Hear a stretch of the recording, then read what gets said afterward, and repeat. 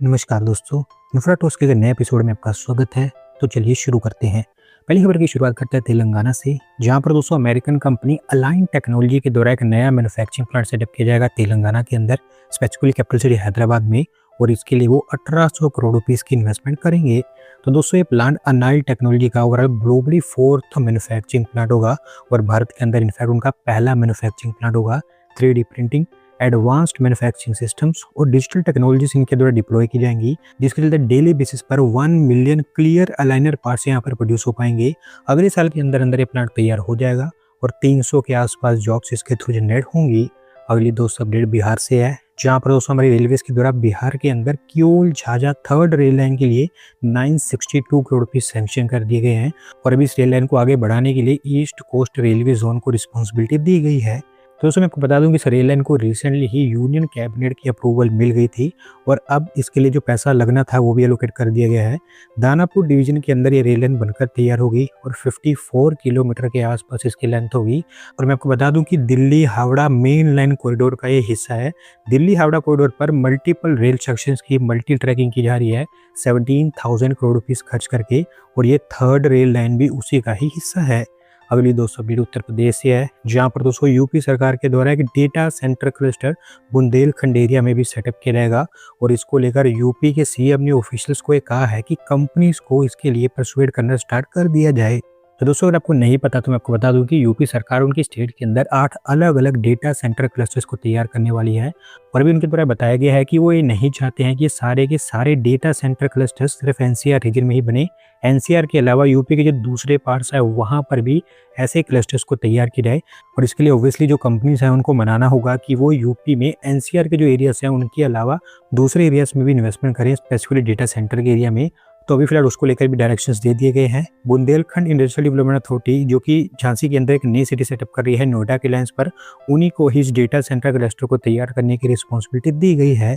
अगली दोस्तों अपडेट आंध्र प्रदेश से है, जहां पर अमरावती आउटर रिंग रोड का काम स्टार्ट करने के लिए एनएचएआई पूरी तरह से तैयार है। और ऐसा बताया गया है कि जून के आसपास इसके लिए लैंड एक्विजिशन स्टार्ट हो जाएगा। तो दोस्तों ये आउटर रिंग रोड अमरावती के अंदर आंध्र प्रदेश का one of the biggest road project होगा।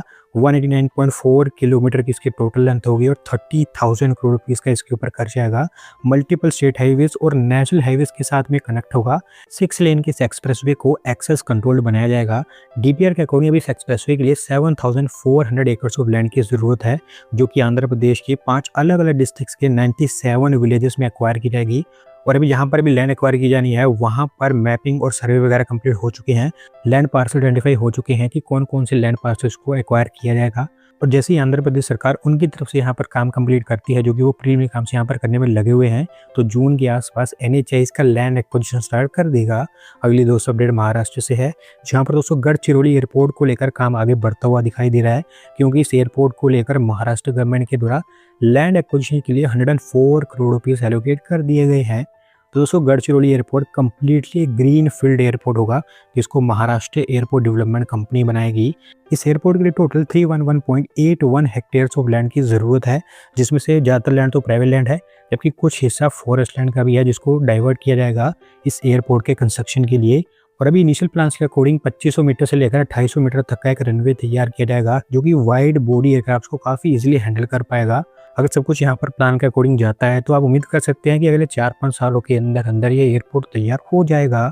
अगली दोस्तों अपडेट गुजरात से है, जहाँ पर दोस्तों गुजरात मेट्रो रेल कॉर्पोरेशन के द्वारा टेंडर्स फ्लोट किए गए हैं हाइब्रिड कॉरिडोर्स की डिजाइनिंग को लेकर। और इसके चलते आप कह पाएंगे कि अहमदाबाद के अंदर भी आरआरटीएस को लेकर काम स्टार्ट हो चुका है। तो दोस्तों अगर आपको याद होगा तो आज से कुछ हफ्ते पहले मैंने आपको बताया था कि गुजरात सरकार स्टेट के अंदर 5 आरआरटीएस कॉरिडोर्स प्लान कर रही है, जो कि गुजरात की बड़ी सिटीज को सैटेलाइट सिटी से कनेक्ट करेंगे आसपास की। और उसमें से सबसे पहला कॉरिडोर ऐसा होगा जो कि अहमदाबाद के अंदर बनकर तैयार होगा, और उसी को लेकर भी प्रिपरेशन स्टार्ट हुई है। इस टेंडर में 2 एलिवेटेड हाइब्रिड कॉरिडोर्स बनाने की बात की गई है, एक 7.5 किलोमीटर का, जबकि एक 3.3 किलोमीटर लंबा। जैसे कि दिल्ली मेरठ आरआरटीएस पर दिल्ली मेरठ और आरआरटीएस दोनों एक ही कॉरिडोर पर ऑपरेट करते हैं, उसी तरह से यहाँ पर भी हाइब्रिड कॉरिडोर्स बनाए जाएंगे, जहाँ पर अहमदाबाद मेट्रो और अहमदाबाद आरआरटीएस दोनों सेम ही कॉरिडोर पर और सेम ही ट्रैक पर ऑपरेट कर पाएंगे। और ये काम स्पेसिफिकली अहमदाबाद मेट्रो के फेज़ 3 के अंडर में आता है।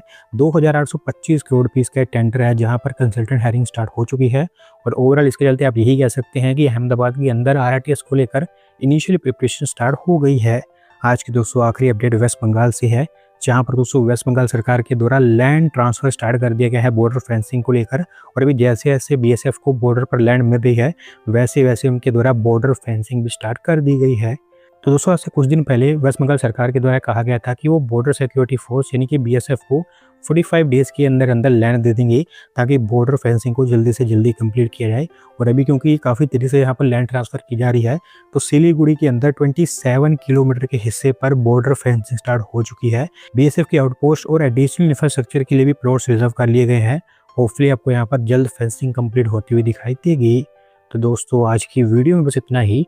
अगर आप अपनी तरफ से भी अपडेट सबमिट करना चाहते हैं तो डिस्क्रिप्शन में दिए गए लिंक पर क्लिक करके सबमिट कर सकते हैं। और अगर आज की वीडियो पसंद आई हो तो वीडियो को लाइक करें, चैनल को सब्सक्राइब करें। धन्यवाद वीडियो को देखने के लिए।